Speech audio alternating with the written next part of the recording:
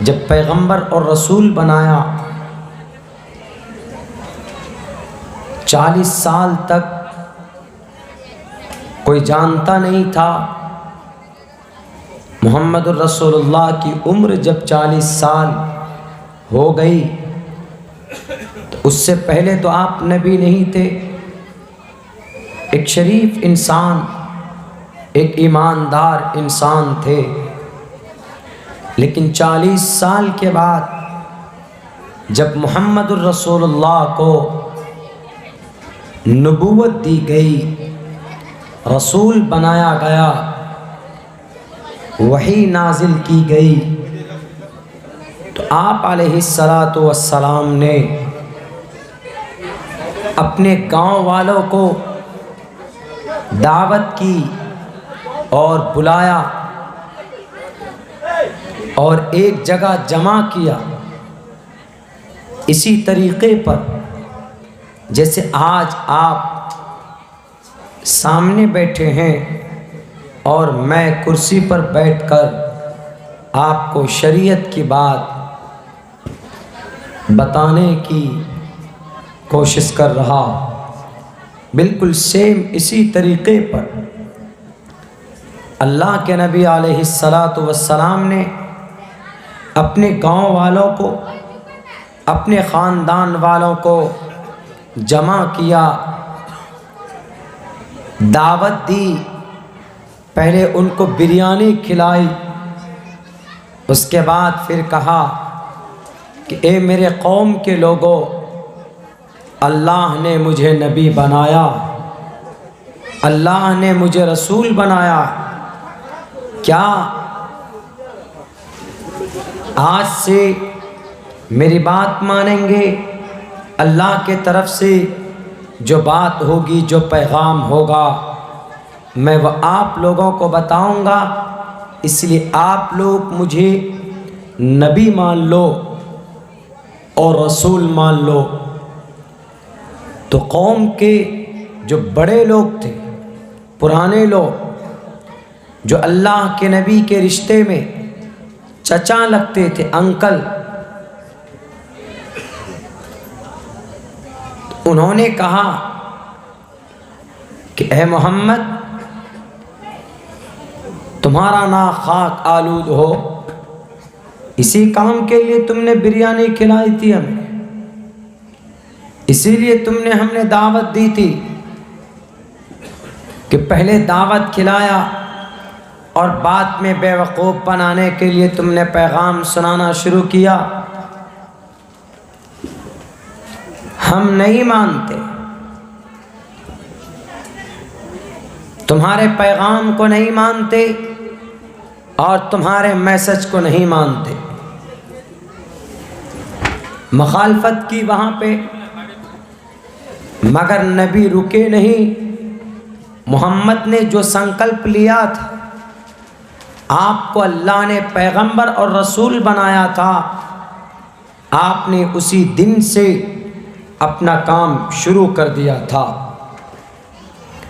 जब आप नेक काम करते हैं तो कौम में, गांव में, बस्ती में कुछ लोग आपकी मुखालफत ज़रूर करें और ये कहेंगे ये आया कल का बच्चा ये करने के लिए, हम तो पुराने हैं, हमको पहले से तजुर्बा है।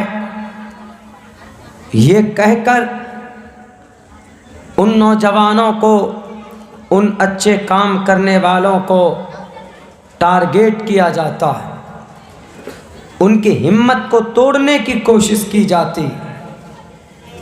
लेकिन मेरे साथियों, जब आप कोई अच्छा काम करते हैं और आप जानते हैं कि ये काम अच्छा काम है, दीन का काम है, शरीयत का काम है, तो आपको किसी की मलामत या किसी के डराने धमकाने से आपको डरना नहीं, बल्कि अल्लाह की ज़ात पर भरोसा करते हुए आपको उस काम को करते रहना है।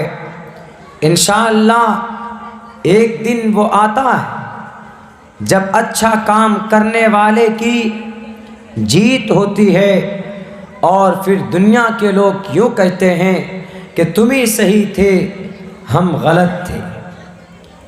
अल्लाह के नबी ने पैगाम दिया, लोग बगावत पर उतर आए, आपको परेशान करते थे, आपको गाली देते थे, आपको सब्बो शतम करते थे, आपको जादूगर कहते थे, मजनू, पागल, दीवाना, न मालूम किन किन अल्फाज से उन्होंने मोहम्मद को बदनाम करने की कोशिश की। लेकिन मोहम्मद रसूलुल्लाह सल्लल्लाहु अलैहि वसल्लम पीछे मुड़कर नहीं देखते थे। आपने, अल्लाह ने जो पैगाम दिया आपने मुकम्मल किया। आप बाज़ारों में खड़े हो जाते थे और लोगों से कहते थे कि ए लोगों, मैं अल्लाह का रसूल, मैं अल्लाह का पैगंबर हूँ, तुम एक अल्लाह को मानो, तुम कुरान को मानो, शरीयत को मानो, पिछली जो कौम में बुराइयाँ थी उसको ख़त्म कर दो, उसको पीछे मत पढ़ो। तो मुहम्मदुर रसूलुल्लाह की बात सुनते थे, सुनने के बाद ताली बजाकर और आपके मुंह पर हंसकर, आपकी तौहीन कर कर लोग चले जाते थे। लेकिन साथियों, आपको पता है कि आप अलैहिस्सलाम ने पीछे मुड़कर नहीं देखा, आप काम करते रहे। 13 साल तक आपने मक्का में पैगाम दिया लोगों को, क्या लोगों, मैं अल्लाह का आखिरी रसूल हूँ, मैं अल्लाह का आखिरी पैगंबर हूँ, मुझे मानो, मेरी इत्तिबा करो, अल्लाह को एक मानो, कुरान को अपना आखिरी ग्रंथ मानो, शरीयत के मुताबिक ज़िंदगी गुजारो, कामयाब हो जाओगे। लेकिन कुछ लोग थे जो अल्लाह के नबी की बात समझ लेते थे, फिर वो मुसलमान बनते थे, मगर ज़्यादा लोगों की तादाद मखालफत की होती थी, मोहम्मद के पैगाम को ठुकरा देते थे। लेकिन अल्लाह के नबी फिर भी कबीदा खातिर नहीं हुए। आपने अपने काम को, आपने अपने मिशन को जारी रखा। हज़रत नूह अलैहिस्सलाम ने 950 साल तक इस्लाम की तबलीग की। उन्होंने अल्लाह के पैगाम को लोगों के सामने रखा। उसके बावजूद भी हज़रत नूह की मखालफत की गई और भी सहाबा कराम ने, अंबिया कराम ने कई सौ साल तक अल्लाह के पैगाम को लोगों के सामने रखा, इसी तरीक़े से मजमे के सामने। लेकिन उन्होंने मखालफत की। आज देख लीजिए, अल्लाह के नबी ने 13 साल तक दिक्कत और परेशानी बर्दाश्त की। अगले 10 साल में काया पलट गया। 1,24,000 इस्लाम को मानने वाले पैदा हो गए और वो ऐसे थे 1,24,000 कि 1 अरब 24 करोड़ पर वो भारी थे। हर एतबार से, दुनियावी एतबार से भी और दीनी एतबार से भी डरते नहीं थे किसी से। इसलिए मेरे भाइयों, ये जो इस तरह का जलसा होता है, इस तरह का पैगाम जो आपको दिया जाता है, ये तरीक़ा बहुत पहले से जलसा मुनाकिद किया जाता, आपको ये बात बताई जाती कि नबी कौन थे, ईमान क्या है, कुरान हमसे क्या कहता है, who is Allah, who is our creator, who was made the world, दुनिया किसने बनाया, the day of judgment when will come, दुनिया में क़यामत कब कायम होगी, शरीयत का क्या मतलब है, मुसलमान का क्या मतलब है, इस्लाम का क्या मतलब है, शरीयत का क्या पैगाम है, ये इन जलसों से बड़ी आसानी के साथ आप तक ये बात पहुंचाई जा सकती। आप देख लीजिए, मैं यहाँ से 1000 किलोमीटर दूर सीमांचल नेपाल बॉर्डर से आया। आप भी अलग अलग जगहों से आकर यहाँ बैठे। हमसे पहले भी वक्ता ने आपको दीन की बात बताई, वो भी कहीं दूर से आए, हम भी कहीं बाहर से आए, और हम भी अपना पैगाम आपके सामने रखेंगे। वो पैगाम जो इस्लाम का होगा, मेरा नहीं होगा।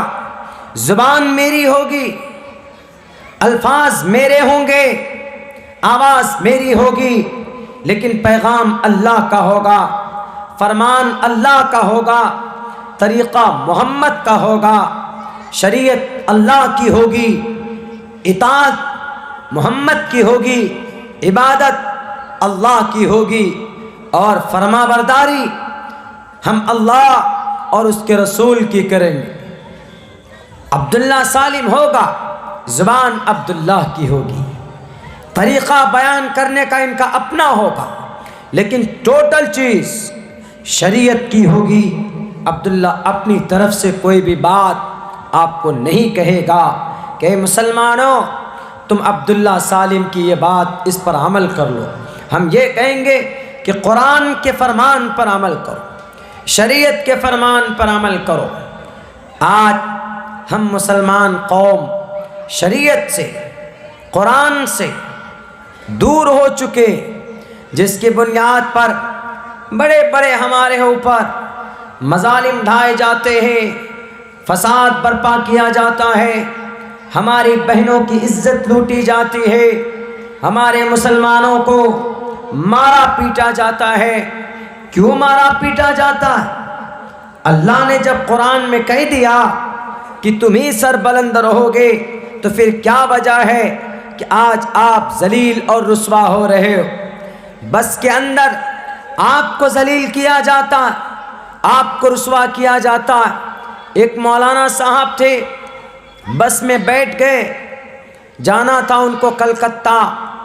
कंडक्टर ने एक पीछे बैठे हुए आदमी से कहा कि टिकट दो, पैसे दो, टिकट लो। उन्होंने कहा आई एम ए स्टाफ, मैं स्टाफ हूँ, मुझे फ्री में सर्विस है, मैं फ्री में कलकत्ता जाऊँ।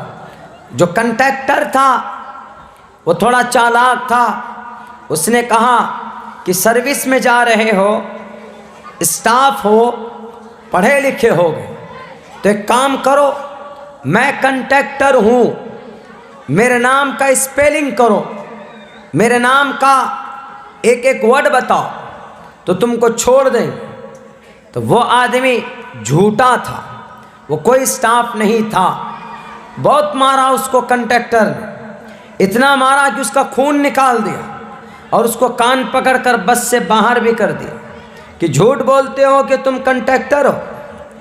उसके बाद एक और साहब थे, उससे भी कंडक्टर ने कहा पैसे दो, टिकट लो, कलकत्ता जाना है। तो उन्होंने कहा कि मैं भी स्टाफ हूँ, रेलवे डिपार्टमेंट। उन्होंने कहा कोई बात नहीं, रेलवे डिपार्टमेंट में है तो कुछ तो पढ़ा होगा, तो मैं कंडक्टर हूँ, मेरे नाम का स्पेलिंग करो। उनसे भी नहीं हुआ स्पेलिंग, तो कंडक्टर ने उसको भी मारा, उसको भी बस से बाहर कर दिया। उसके बाद फिर एक मौलाना साहब बैठे हुए थे, उनकी शक्ल में दाढ़ी थी और सर पर टोपी थी। उनको कहा मौलाना साहब आप भी टिकट लीजिए, कलकत्ता जाना है। तो उन्होंने कहा कि मैं भी स्टाफ हूँ, मैं मदरसे में पढ़ाता हूँ। कंडक्टर ने कहा तो कोई बात नहीं, आप स्टाफ हैं, मदरसे में पढ़ाते हैं, तो एक काम कीजिए, आप भी कंडक्टर की स्पेलिंग कीजिए। अब मौलाना साहब है, वो तो इंग्लिश जानता नहीं था, वो हिंदी भी नहीं जानते थे, वो उर्दू जानते थे। तो मौलाना साहब ने कहा कि मैं कैसे स्पेलिंग करूं, कंट्रैक्टर की स्पेलिंग क्या होती, कंट्रैक्टर की स्पेलिंग कैसे करें हम। तो उन्होंने दिमाग लड़ाया, उन्होंने सोचा कि स्पेलिंग ही करना है। स्पेलिंग का मतलब हिज्जे करना, अलग अलग वर्ड को मिलाना, फिर उसको एक साथ बोलना। तो मौलाना साहब ने कहा काफ नून ज़बर कन, टेरे ज़बर टेक, टेरे ज़बर टर, कंट्रैक्टर। अब वो जो कंट्रैक्टर था वो ताज्जुब में पड़ गया। वो कहा कि ये कैसा स्पेलिंग है, हमको समझ ही में नहीं। काफ नून ज़बर कन क्या होता है, टेरे ज़बर टेक, टेरे ज़बर टर, कंट्रैक्टर क्या होता है। उन्होंने कहा कि मैं स्टाफ हूँ मदरसे का, तो हम उर्दू जानते हैं, तो हम उर्दू में करेंगे ना स्पेलिंग। तो मैं अपने मदरसे का स्टाफ हूँ, मैंने मदरसे की ज़ुबान में स्पेलिंग कर दिया। अब वो सर खुजाने लगा कंट्रैक्टर कि मौलाना तो बहुत चालाक निकला, लेकिन वह मौलाना के पीछे पड़ गए। उन्होंने कहा कि नहीं मौलाना, आपको तो पैसा देना पड़ेगा, नहीं तो स्पेलिंग कीजिए। मौलाना भी ज़िद्दी थे। मौलाना ने कहा कि कंट्रैक्टर साहब, मैं तुम्हें पैसा नहीं दूंगा। ये बात अदालत तक पहुंची, केस हो गया। मौलाना साहब अदालत में गए। अदालत में जाकर कंट्रैक्टर ने कहा कि जज साहब, ये मौलाना साहब को पैसा नहीं है, ये कलकत्ता जाना चाहते हैं। लेकिन अब ये बताइए, और भी इससे पहले 2 लोग थे, स्टाफ थे, उन्होंने कहा कि पैसा नहीं है हमारे पास, हम सर्विसमैन आदमी हैं, स्टाफ के आदमी हैं, हमें टिकट दीजिए, हम फ्री में जाएंगे। हमने कहा कि इसका मतलब तुम पढ़े लिखे हो तब ना तुम स्टाफ हो। तो हमने कहा कि तुम कंट्रैक्टर की स्पेलिंग करो, उनसे नहीं हुआ, इसका मतलब वो फ्रॉडी था, हमने उसकी धुलाई कर दी। अब ये मौलाना साहब की बारी आई, तो मौलाना साहब को भी हमने कहा कि तुम अगर स्टाफ हो तो तुम कंट्रैक्टर की स्पेलिंग करो। जज साहब बताइए, तो हमने कोई गलत किया? जज साहब ने कहा कि तुमने कोई गलत नहीं किया। जब तुमने उन दोनों को मारा जिनके सर पर चुरकी थी, चोटी थी, चोटी चुरकी, उनको तुमने मारा, तो अब ये टोपी दाढ़ी वाले को भी तुम मारो अगर ये स्पेलिंग ना करे। तो मौलाना साहब बोले कि जज साहब, हमने स्पेलिंग किया है। कहा कैसे किया? कहा आप जज हैं, आप फैसला ईमानदारी से दीजिएगा कि नहीं? उन्होंने कहा बिल्कुल। उन्होंने कहा कि सर, मैं दाढ़ी वाला और मैं टोपी वाला।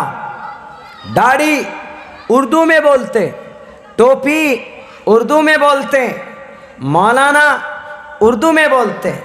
आप मानते इन बातों को? बोला हाँ मानते हैं। हमने कहा कि कंट्रैक्टर की स्पेलिंग हम उर्दू में करेंगे ना? तो जज बोला हाँ करो। तो उन्होंने कहा काफ नून ज़बर कन, टेरे ज़बर टेक, टेरे ज़बर टर, कंट्रैक्टर। अब वो जज ताज्जुब में पड़ गया कि ये तो अपने हिसाब से सही स्पेलिंग किया है ये मौलाना साहब। तब वो कंट्रैक्टर को कहता है जज साहब कि तुम्हें इसको मारने का अधिकार नहीं है, पैसा लेने का अधिकार नहीं। क्यों? इनकी पहचान उर्दू से है, इनकी पहचान टोपी से है, इनकी पहचान दाढ़ी से है। जैसे वो दाढ़ी मुंडा आदमी बैठा था, चुरकी वाला बैठा था, पैंट था पहना हुआ, माथे में तिलक लगा हुआ था, अगर वो संस्कृत में कर देता, संस्कृत में भी कर देता स्पेलिंग तो बच सकता था। लेकिन वो बेवकूफ़ था, उसने कंट्रैक्टर की स्पेलिंग इंग्लिश में करना चाहता था, लेकिन वो जानता ही नहीं था ये मौलाना बहुत चालाक है, इसलिए तुम इनको सीट दो और सही ढंग से तुम इनको कलकत्ता तक पहुंचाओ। केस हार गया, मौलाना साहब केस जीत गए। अब बताइए मेरे भाइयों, ये थी ताकत मौलाना साहब की। लेकिन आज तो नहीं, आज तो अगर एक पुलिस वाला, अगर आज एक कांस्टेबल आपको रोक ले तो हम कांपने लग जाते, हम डरने लग जाते। आपके सीने में ईमान है, आपके सीने में कलीमा है, आप अगर डरते हैं तो सिर्फ अल्लाह से डरते हैं, वरना ज़मीन पर किसी से डरने की कोई ज़रूरत नहीं है आपको। इसलिए कि जो मुसलमान होता है वो बुज़दिल नहीं होता है, जो मोमिन होता है वो बुज़दिल नहीं होता है, अल्लाह के तरफ से उनकी मदद होती। और आपको मैं बताऊं, ये मदद आप जब किसी चीज़ का इरादा करते हैं तो यकीनन अल्लाह तबारक व ताला की तरफ से मदद होती है। मेरे भाइयों, मेरे साथियों, अभी मैं 2 दिन पहले का वाक़या आपको बताऊं। अभी 2 दिन पहले 18 तारीख में खड़ई में हमारा प्रोग्राम था, हमको आना था प्रोग्राम में। तो सुबह सवेरे एक ट्रेन चलती हमारे इलाके से, सुबह 7 बजे का टाइम है। हम घर से निकले अपने ड्राइवर को लेकर कि चलो भाई, हमें वहाँ कलकत्ता हावड़ा का ट्रेन पकड़ना है। मैं इसलिए बता रहा हूँ, जब आदमी किसी चीज़ के बारे में ठान लेता है तो अल्लाह के तरफ से उसकी मदद होती। आपको इस हादसे से, इस वाक़े से ये बात बहुत आसानी के साथ समझ में आएगी। पता है, ड्राइवर साहब ने कहा चलिए हज़रत आपको स्टेशन छोड़ देते। हम जब स्टेशन जाने लगे, एक ही ट्रेन थी वो आपके हावड़ा आने के लिए, हमारे किशनगंज से सिल्लीगुड़ी दार्जिलिंग से आने के लिए सुबह के टाइम एक ही ट्रेन, कंचन कन्या। उसके बाद जैसे हम शहर के अंदर दाखिल होने वाले थे, बीच में एक पुल है, जाम लग गया, ट्रेन हमारी निकल गई। अब हम कैसे पहुँचे जलसे में? जलसे में हमने ज़ुबान दी हुई कि हम आपके जलसे में आएंगे। लोगों के अंदर जैसे आप लोगों ने, ये पिछले साल का जलसा, ये पिछले साल का जलसा इस साल हो रहा, क़ज़ा और कफ़ारा दोनों हो रहा। भाइयों, जब वादा किया हमें आपके जलसे में आना है, अगर मैं आपके जलसे में आज नहीं आता तो मैं भी बदनाम होता और आप भी लोगों के सामने में शर्मिंदा होते। तो ज़ुबान, वादा, ये इस्लाम का एक हिस्सा है। धोखा नहीं होना चाहिए, बेईमानी नहीं होनी चाहिए, ये इस्लाम की एक पहचान और एक शनाख्त है। तो उन्होंने कहा, ड्राइवर ने हमसे कहा कि मौलाना अब कैसे होगा, ट्रेन तो आपकी निकल गई। हमने कहा कि किसी भी कीमत में हमको मिदनापुर पहुंचना है, हमको बंगाल पहुंचना है, जलसे में हमको शिरकत करनी। 650 किलोमीटर की जर्नी थी, 8 बज चुके थे। उन्होंने कहा कि मैं तो नहीं जा पाऊंगा, I am not able to drive the car for today because it's very long journey, ये बहुत लंबा सफ़र है। How can I drive the car, हम कैसे इस लंबे सफ़र में कार को ड्राइव करके लेकर जा सकते। हमने कहा हिम्मत रखो, हिम्मत, अगर साथ देते हो तो हम दोनों मिलकर जा सकते। उन्होंने कहा कि मौलाना आई एम नॉट एबल, हम नहीं जा सकते। हमने कहा कि वहाँ लोगों की उम्मीद हमसे जुड़ी हुई, वहाँ लोग इंतज़ार कर रहे हैं, मेरा जाना हर हाल में ज़रूरी है, मुझे जाना पड़ेगा। मेरे भाइयों, मेरे साथियों, अल्लाह की तरफ से मदद कैसे होती? उन्होंने कहा कि मैं नहीं जाऊंगा। मैंने कहा जाओ तुम घर। मैं किशनगंज से 615 किलोमीटर की दूरी, नेविगेशन जब ऑन किया हमने तो नेविगेशन में 14 घंटे की जर्नी दिखा रहा था, 14 घंटा मुस्तकिल जर्नी दिखा रहा था। हमने अल्लाह का नाम लेकर, आयतल कुर्सी पढ़कर और सफ़र की दुआ पढ़कर, सुब्हानल्लज़ी सख़्ख़र लना हाज़ा वमा कुन्ना लहू मुक़रिनीन व इन्ना इला रब्बिना लमुनक़लिबून, आयतल कुर्सी पढ़कर और अल्लाह का नाम लेकर हम स्टीयरिंग पर बैठे। ड्राइवर नहीं था हमारे साथ, हम स्टीयरिंग पर बैठे और सीट बेल्ट हमने लगाया। उसके बाद हमने चलना शुरू किया। चलते चलते चलते कहीं पर कोई रोक नहीं, कहीं पर कोई स्टॉपेज नहीं। मैं 3:30-4 बजे के करीब 8 साढ़े 8:23 पर हमने सफ़र शुरू किया और 4:30 बजे हम बर्दवान पहुँचते। वहाँ पर एक होटल में रुककर नमाज पढ़ते हैं, मुस्लिम होटल है, मस्जिद नज़र आई, खाना खाया। वहाँ से और यहाँ तक पहुँचने के लिए जाम का रास्ता होते हवाते हमको 5 साढ़े 5 घंटे का रास्ता दिखा रहा था। मेरे भाइयों, मैं वहाँ रुका, उसके बाद फिर मैं चला हूँ।